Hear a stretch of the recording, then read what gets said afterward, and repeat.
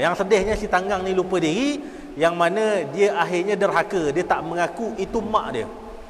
Dia tak mengaku itu mak dia, dan dia halau mak dia balik semula ke tempat. Dia suruh pengawal-pengawal heret mak dia ni, hantar balik semula ke tempat asal dia. Dan perkara tersebut mak ni jadi tak senang lah.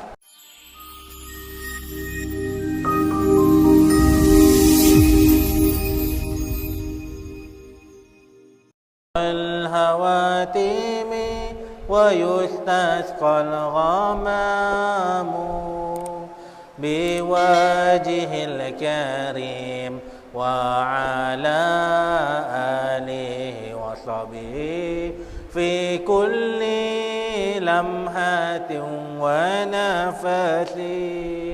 ونفس بعدد كل معلوم لك اللهم صل صلاة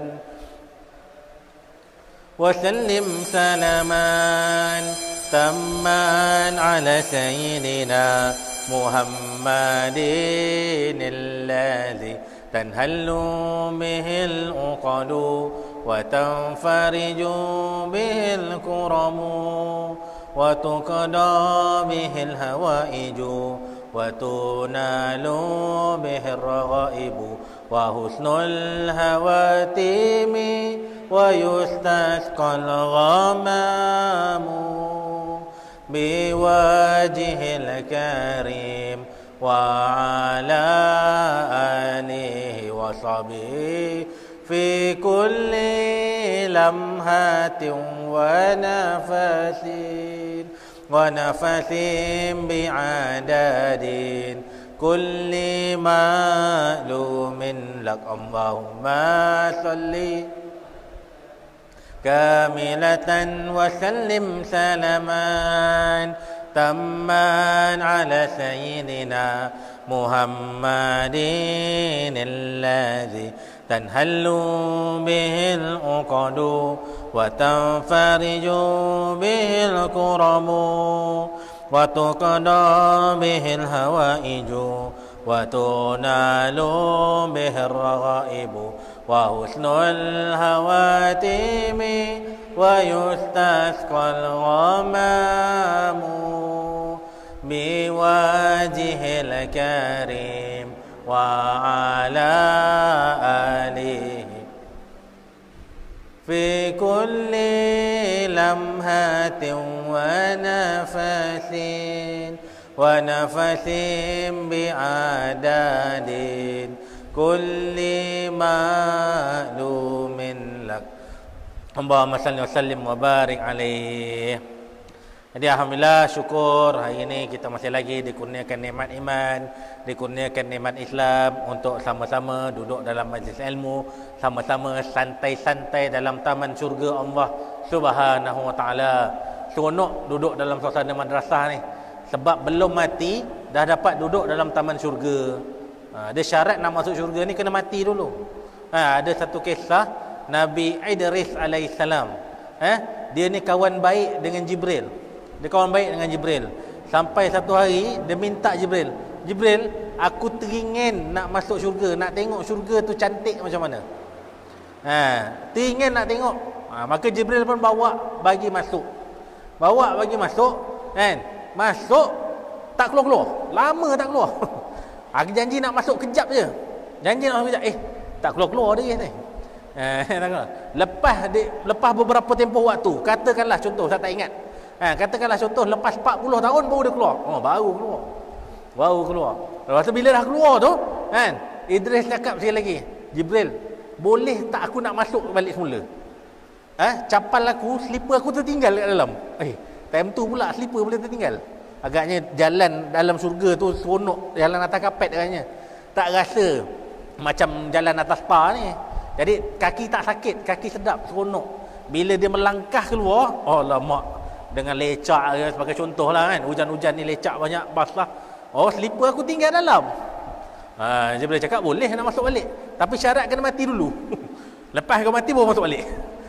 Syarat. Ni cerita lah, sekadar cerita. You tak ada cerita. Dia cerita ni kan, boleh jadi betul, boleh jadi tak betul. Boleh jadi betul, boleh jadi tak betul.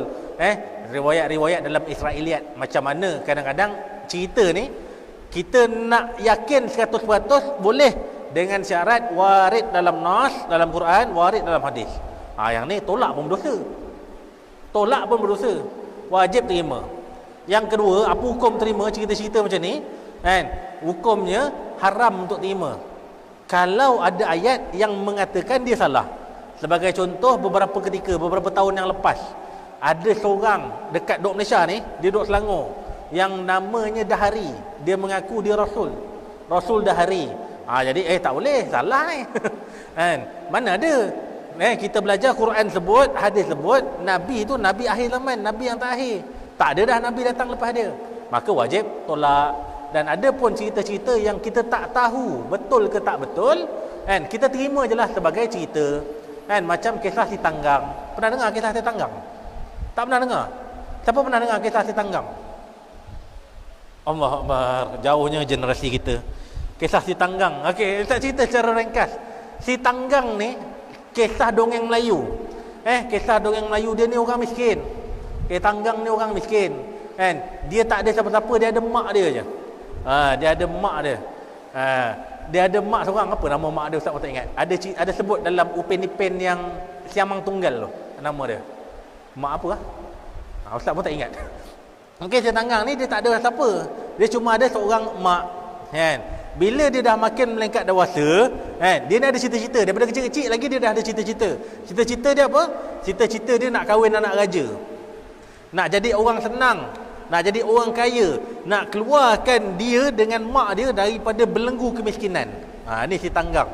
Maka bila dia dah makin besar, dia pun pergi belayar. Pergi belayar, tah macam mana, boleh pula dia jatuh cinta dengan seorang anak raja dan dia dapat kahwin dengan anak raja tersebut. Dapat kahwin dengan anak raja tersebut. Dan bila mana dia kahwin dengan anak raja tersebut, mak dia dapat berita, mak dia seronok lah. Wah, anak aku dah berjaya. Anak aku dah dapat kahwin dengan anak raja. Anak aku dah jadi orang besar, dah jadi orang hebat. Dah ada kapal dia sendiri. Dia ada kapal dia sendiri. Dan satu ketika, dia dapat berita, kapal si Tanggang ni lalu dekat dengan rumah mak ni tadi. Lalu dekat dengan rumah mak ni tadi. Bila sampai kata lalu dekat dengan rumah mak, mak dia pun pergilah. Pergi jumpa. Pergi naik sampan, pergi kapal. Aku nak jumpa Tanggang. Anak aku Tanggang, dia dah berjaya. Lama dia tak balik. Aku nak bawakan dia makanan pisang salai. Kegemaran si Tanggang ni dia suka makan pisang salai. Jadi mak dia ni bawa pisang salai. Aku nak bagi dia ni, aku nak jamu dia makan pisang salai. Dia suka sangat makan pisang salai ni. Pisang salai. Kemudian si pengawal-pengawal bawa naik atas kapal. Tuanku lah, dah kahwin anak raja. Tuanku, ada seorang wanita tua, dia mengaku sebagai mak tuanku. Dia nak datang jumpa dengan tuanku. Si Tanggang, tapi si Tanggang ni dia lupa diri. Yang sedihnya si Tanggang ni lupa diri, yang mana dia akhirnya derhaka. Dia tak mengaku itu mak dia. Dia tak mengaku itu mak dia, dan dia halau mak dia balik semula ke tempat. Dia suruh pengawal-pengawal heret mak dia ni hantar balik semula ke tempat asal dia. Dan perkara tersebut, mak ni jadi tak senang lah. Mak mana yang tak kecewa, mak mana yang tak sedih. Mak tadi sangat sedih sehingga dia berdoa kepada Allah Subhanahu Wa Taala, ya Allah, kalau benarlah Tanggang anakku ini telah durhaka, maka aku sumpah dia jadi batu. Maka Tanggang dengan anak-anak kapalnya semua berubah menjadi batu. Wallahu a'lam. Itu kisah pengajaran anak derhaka jadi batu. Jadi Ustaz, betul ke Ustaz kalau jadi anak derhaka boleh jadi batu? Wallahu taala alam. Boleh jadi betul, boleh jadi tak betul, sebab doa ibu sangat mustajab. Doa ibu sangat mustajab. Disebut oleh Nabi sallallahu alaihi wasallam, takutlah kamu akan doa ibumu. So sementara ada ibu, minta mak doa untuk kita. Mak, abang balik sekolah nak belajar. Mak doakan abang, mak. Mak doakan abang mudah belajar. Mak doakan abang jauh dari benda-benda mungkar. Mak doakan abang terhindar daripada kawan-kawan yang degil, kawan-kawan yang nakal. Minta doa daripada mak. Sebab doa mak sangat mustajab. tak ada pemisah, tak ada. Bila mak doakan untuk kebaikan anak dia, tak ada hijab melainkan ibu dan Tuhannya. Jadi kena hati-hati dengan doa mak tu, yang kata boleh berubah tu tanggang jadi batu. Jadi takutlah jadi batu. So balik pada cerita tadi. So kisah-kisah, cerita-cerita mana-mana yang tak ada kaitan dengan kita tak jumpa bukti dia dalam Al-Quran, kita tak jumpa bukti dalam hadis Nabi SAW, kita terima sebagai sebuah cerita mana yang boleh dijadikan pengajaran, ambil pengajaran. Contoh kisah si tanggang ni tadi. Banyak kisah-kisah dongeng Melayu, cerita badang, cerita bawang merah bawang putih, cerita batu belah batu bertangkup, macam-macam. Macam-macam cerita-cerita dongeng Melayu ni. Macam-macam. Tak lain tak bukan nak memberi pengajaran kepada anak-anak bangsa lah. Anak-anak bangsa. Okey. Jadi hari ini kita nak sambung pengajian.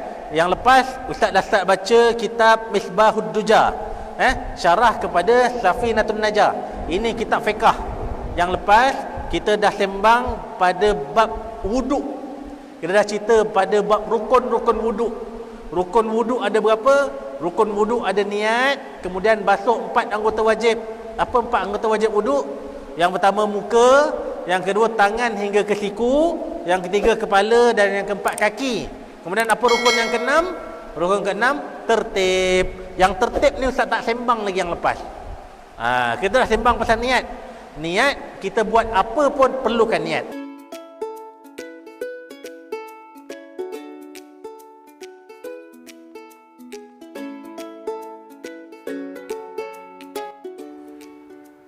Terima kasih kepada semua para penyumbang. Syukran jazilan katsira. Jazakallahu khairal jaza. Minumlah Tanwir Koko terbaik.